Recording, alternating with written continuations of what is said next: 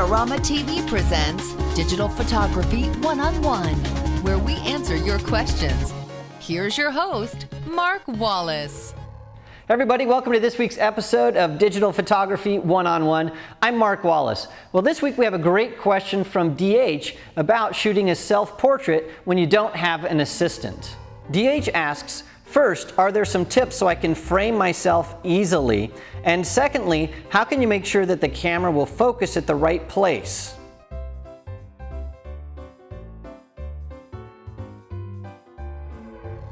Well, DH, those are great questions, and I have some techniques that I can show you to help you take a self-portrait. And you can also use these techniques when you need to shoot something like kids, where you need to be away from the camera so that you can entertain them so they're all happy and stuff, and release the trigger and make sure that the focus is tack sharp. It's a little bit of a trick that I learned from Jack Resnicki, and I'm happy to pass it along to you. So let's go into the studio and look at how to do this. Well, we're here in the studio, and DH was actually pretty specific about the setup that we had, so I've tried to mimic that as closely as possible. I've got a 7D with a few speed lights set up, and so my 550 is controlling a 580EX2 and another 550 on remote stands. And so the other thing that DH had that I don't have was a remote control to fire the camera. So I'm going to show you how to do it without that to start with. Now what I've done is I have a little focus target, and this focus target is just basically something you can download. You can Google focus target, and you can get a JPEG image or something like that and print it out. I've just printed this one out on an 8.5 by 11 piece of paper, and I've taped it to a stand that I have. This is a reflector stand. Now the important thing is I've tried to make sure that this is about as high as I am, about the same height. And the most important thing is that this is right where my face is. So I just stand right in front of this and adjust it so it's right in front of my face. And then the other thing is I've measured, put a piece of tape right here. And so what I did was I stood in front and said, okay, I want this to cut off about right there. Just put a little piece of tape on there. And so now I know where to frame my picture. And so if I'm shooting blind, this will help me out.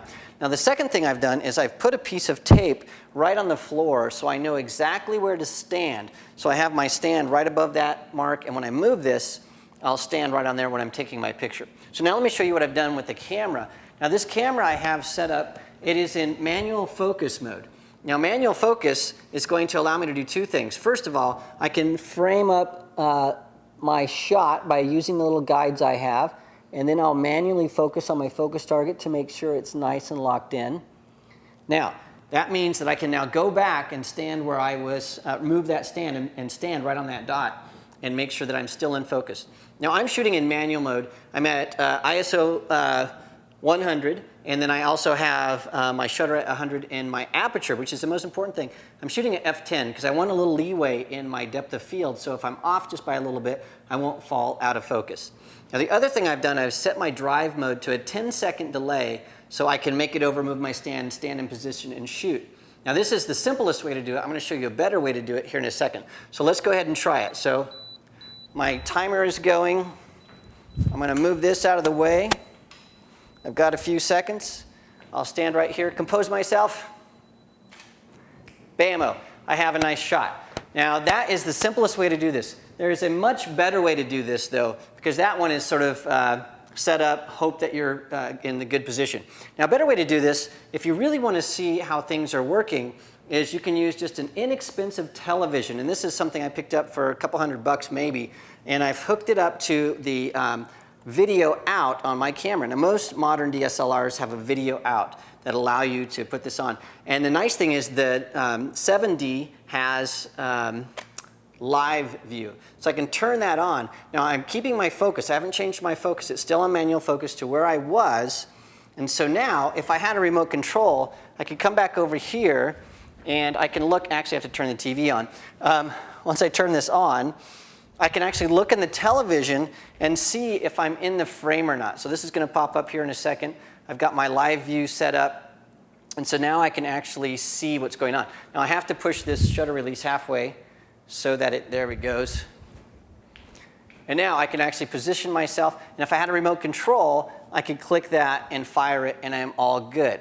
Or I could still do the delay and make sure I'm positioned correctly, taking a look at myself. Okay, now that's a little bit better way to do it. Now there's a way that's even better than that we're going to do next. Now this involves using some PocketWizards. So what I'm doing is I'm hooking up PocketWizard +2 transceiver, and I'm just going to hang this off my tripod like that. And then this cable is a pre-released cable. And so what that means is I can put this on here, and if I don't have the television, so I'm going to unhook the television. And the reason I'm unhooking the television is I don't want live view on. And there's a very specific reason for that. I want my focus mode, and I'm going to change my drive mode here really fast. Okay, I want my focus mode to be on continuous focus, or with the Canon it's called AI servo mode.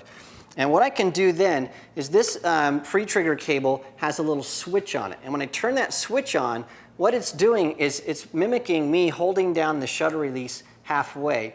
And because my focus is on continuous focus, it's always focusing.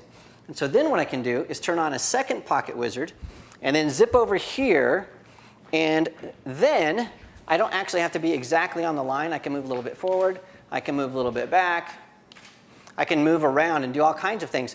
And the thing is, this is constantly going to be focusing on me, and so I'm sure that my focus is absolutely stellar. What I don't know, though, is if I'm in the frame. So I could turn back on live view, put it on manual focus, and then trigger with my PocketWizard here. But the nice thing about this and using autofocus this way is, let's say you had some children or dogs or something that were sort of hard to wrangle and you couldn't be next to your camera. Well, doing this, having a PocketWizard with the pre-released cable with your camera on continuous focus, you could have a small child over here and be entertaining them, have a little rattle or something so they smile, and when they do, boom, you can click and make sure you capture that moment. You could be maybe over beside your camera over here, going, hey, look at over here, blah, blah, blah, click. And so you don't have to be exactly at the camera, and you're going to get nice, perfectly sharp images every single time. So again, I'm going to stand right here, I'm going to put my thumbs up, and you'll see that this image is exactly perfectly in focus. Perfect. Okay, take a look at that image and you'll see it looks good. Everything is clear, everything is in focus. And that's how you do it. A lot of different options, a lot of different ways you can do it, but all of them are very simple and affordable. Well, DH, I hope that helps you out. Remember, if you're like DH and you have a question about photography, please send it to me at AskMark@Adorama.com. You can also follow us on Twitter or leave comments if you have something to ask. We read all of them. Well, thanks for joining us this week, and I'll catch you next time. This episode is brought to you by Adorama TV. Visit the Adorama Learning Center, where you'll find photography tips and techniques, links to the gear used in this episode, and related videos. For all the latest photography, video, and computer gear, visit Adorama.com. And the next time you're in New York City, visit our store, located on 18th Street between 5th and 6th Avenue.